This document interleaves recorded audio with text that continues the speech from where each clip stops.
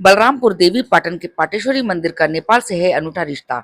मां को प्रसन्न करने के लिए यहाँ होता है नृत्य। जय माता दी। सनातनी टेल्स बाई राज में आप सभी का स्वागत है।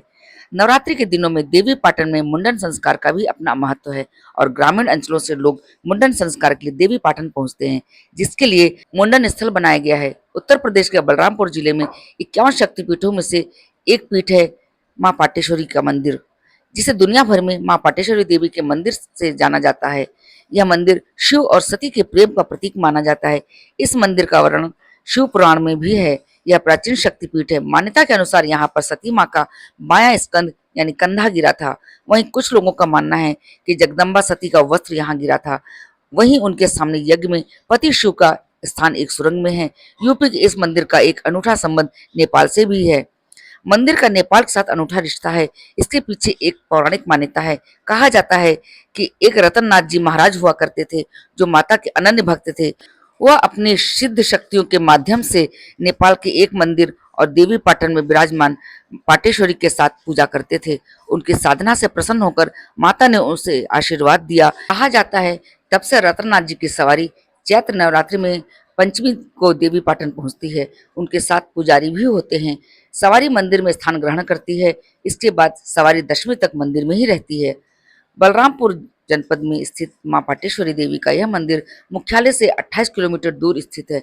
पौराणिक मान्यताओं के अनुसार भगवान शिव की पत्नी देवी सती के पिता दक्ष ने एक बड़ी यज्ञ का आयोजन किया, लेकिन उस यज्ञ में भगवान शिव को नहीं बुलाया गया, जिससे नाराज होकर सती ने यज्ञ कुंड में ही अपने प्राणों की आहुति दे दी। जब इसकी सूचना भगवान शिव को हुई तो उन्होंने क्रोधित होकर देवी सती के शव को कुंड से निकाला और अपने कंधे पर लेकर तांडव करने लगे। शिव तांडव में भी इसका वर्णन है। इसके बाद भगवान ब्रह्मा के आग्रह पर भगवान विष्णु ने सुदर्शन चक्र से देवी सती के शरीर को 51 अंगों में बांट दिया। इसके बाद भगवान शिव का गुस्सा शांत हुआ। वहीं बलरामपुर जनपद में देवी सती के शरीर का वस्त्र गिरा तो कई अन्य जगहों पर अलग अलग शरीर के अंग गिरे। वे स्थान 51 शक्तिपीठों में शामिल हैं। बलरामपुर में इस जगह पर देवी सती का पट गिरा था, इसलिए इस शक्तिपीठ का नाम पाटेश्वरी पड़ा। मां पाटेश्वरी देवी की इस मंदिर में पूजा भी अनोखी तरह से होती है। यहाँ पर देवी को प्रसन्न करने के लिए नृत्य और गायन की प्रथा प्रचलित है। मां के दरबार में प्रतिदिन दर्जनों की संख्या में नर्तकी नृत्य करती हैं। वहीं पौराणिक गायन भी होता है। ऐसा माना जाता है देवी नृत्य और गायन से खुश होती हैं, जिससे भक्तों की मनोकामना पूरी होती है। मां पाटेश्वरी मंदिर के परिसर में ही एक बड़ा सूर्य कुंड है। यह भी काफी प्राचीन है। यहाँ ऐसी मान्यता है कि महाभारत के समय कर्ण ने यहीं पर स्नान किया था और भगवान सूर्य की पूजा की थी। इसी वजह से इसका नाम सूर्य कुंड भी पड़ गया। वहीं दूसरी मान्यता है कि द्वापर युग में सूर्य पुत्र कर्ण ने इस कुंड में स्नान कर दिव्य अस्त्रों की शिक्षा ली थी।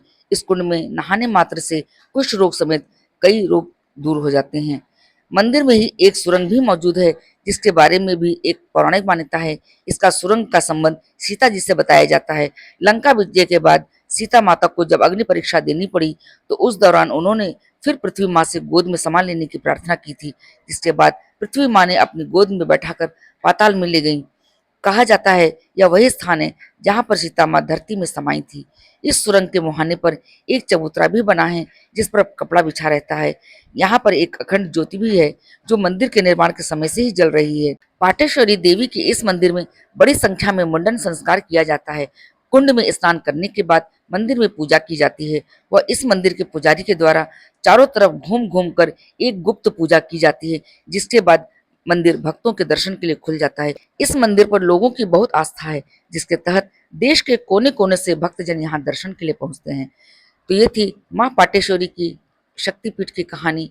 अगर ये कहानी आपको अच्छी लगी हो तो लाइक करें, शेयर करें। आगे भी ऐसी वीडियोस देखने के लिए मेरे चैनल को सब्सक्राइब करें। अगर आपके पास भी ऐसी ही रोचक और पौराणिक कहानियां हैं तो डिस्क्रिप्शन बॉक्स में दी हुई ईमेल आईडी पर भेजें और अपना नाम और अपने शहर का नाम लिखना ना भूलें। धन्यवाद। जय माता दी, जय माता दी।